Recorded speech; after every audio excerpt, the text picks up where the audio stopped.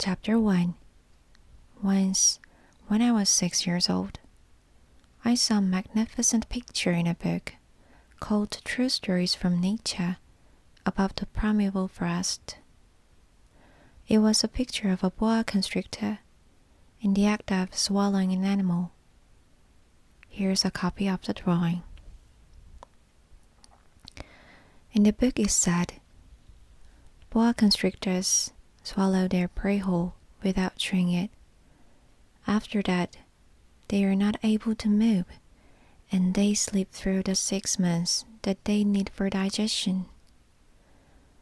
I pondered deeply then over the adventures of the jungle, and after some work with a colored pencil, I succeeded in making my first drawing.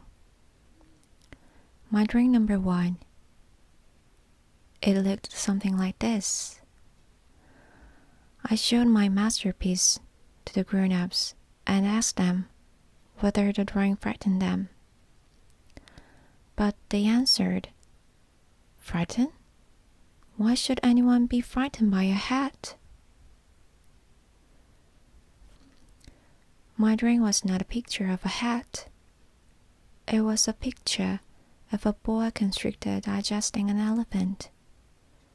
But since the grown-ups were not able to understand it, I made another drawing. I drew the inside of a boa constrictor so that the grown-ups could see it clearly. They always need to have things explained. My drawing number 2 looked like this. The grown-ups' response this time was to advise me to lay aside my drawings of boa constrictors, whether from the inside or the outside, and devote myself instead to geography, history, arithmetic, and grammar. That is why, at the age of 6, I gave up what might have been a magnificent career as a painter. I had been disheartened by the failure of my drawing number 1 and my drawing number 2. Grown-ups never understand anything by themselves, and it is tiresome for our children to be always and forever explaining things to them. So then I chose another profession and learned to pilot airplanes. I have flown a little over all parts of the world, and it is true that geography has been very useful to me. At a glance, I can distinguish China from Arizona. If one gets lost in the night, such knowledge is valuable. In the course of this life, I have had a great many encounters with a great many people who have been concerned with matters of consequence. I have lived a great deal among grown-ups. I have seen them intimately, close at hand, and that hasn't much improved my opinion of them. Whenever I met one of them who seemed to me at all clear-sighted, I tried the experiment of showing him my drawing number 1, which I have always kept. I will try to find out. So, if this was a person of true understanding, but whoever it was, he or she, would always say, "That is a hat." Then I was never talked to that person about boa constrictors or primeval forests or stars. I would bring myself down to his level.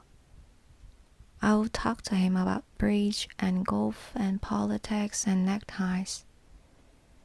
And the grown-up would be readily pleased to have met such a sensible man. So I lived my life alone, without anyone that I could really talk to, until I had an accident with my plane in the desert of Sahara 6 years ago.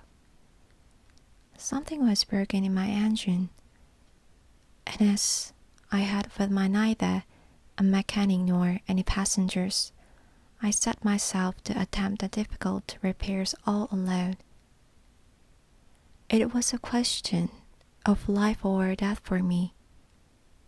I had scarcely enough drinking water to last a week. The first night, then, I went to sleep on the sand, 1,000 miles from any human habitation. I was more isolated than a shipwrecked sailor on a raft in the middle of the ocean.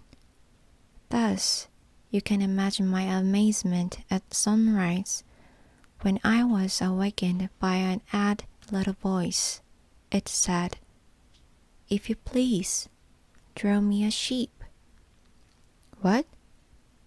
Draw me a sheep. I jumped to my feet, completely thunderstruck. I blinked my eyes hard. I looked carefully all around me, and I saw a most extraordinary small person who stood there examining me with great seriousness. Here you may see the best portrait that, later, I was able to make of him. But my drawing is certainly very much less charming than its model. That, however, is not my fault. The grown-ups discouraged me in my painting career when I was 6 years old, and I never learned to draw anything except boas from the outside and boas from the inside. Now, I stared at the sudden apparition with my eyes fairly starting out of my head in astonishment. Remember, I had crashed in the desert 1,000 miles from any inhabited region, and yet my little man seemed neither to be straying uncertainly among the sands, nor to be fainting from fatigue or hunger or thirst or fear. Nothing about him gave any suggestion of a child lost in the middle of the desert, 1,000 miles from any human habitation. When at last I was able to speak, I said to him, "But what are you doing here?"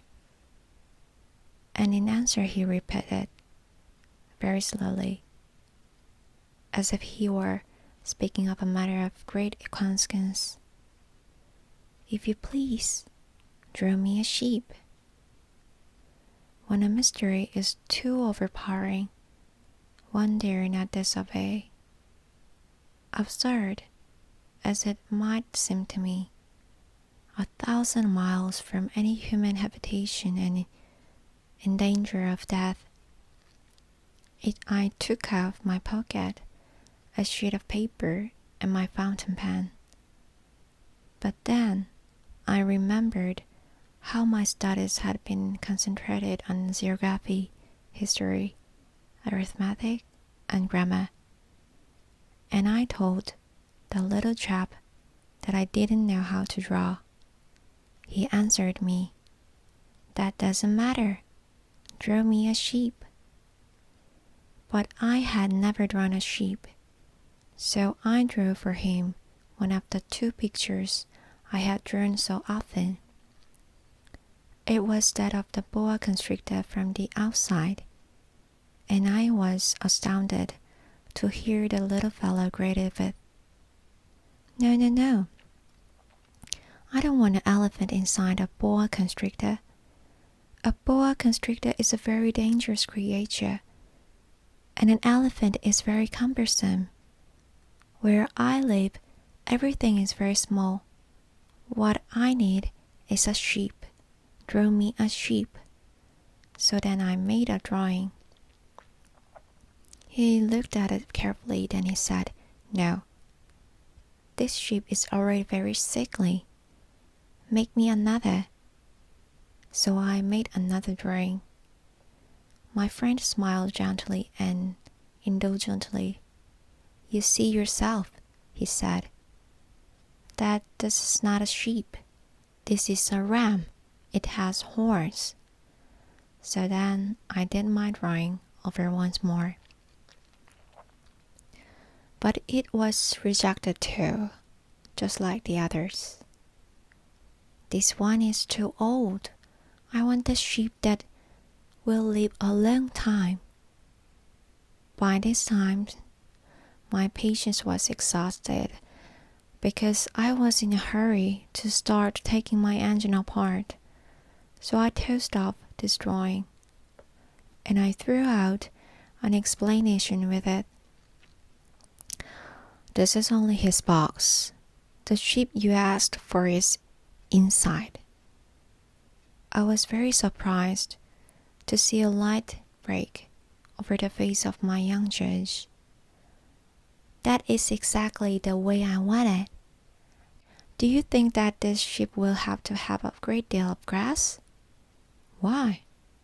Because where I live, everything is very small.